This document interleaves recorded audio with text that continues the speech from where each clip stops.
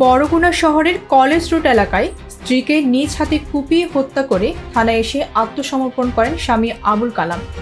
শনিবার সন্ধ্যা 7:30টার দিকে আবুল কালামের নাটপট্টি ভাড়াটিয়ার বাসায় বসে স্ত্রীকে কুপিয়ে হত্যা করে।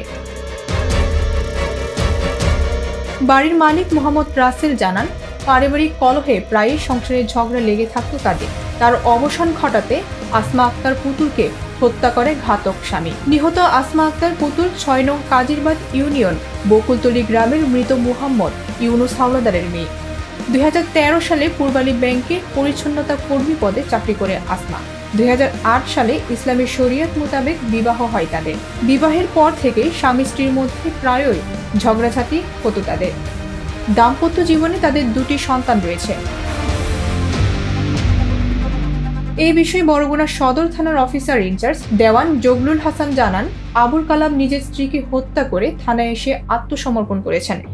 পুলিশ ঘটনাস্থল থেকে ফ্লোরে পড়ে থাকা আহত অবস্থায় আসমা আক্তারকে উদ্ধার করে হাসপাতালে প্রেরণ করে।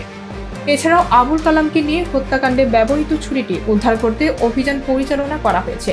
হত্যাকাণ্ডের প্রকৃত কারণ জানতে আবুল কালামকে জিজ্ঞাসাবাদ ও তদন্ত চলমান রয়েছে। বৃষ্টি দাজেল, ভোরের পাতা।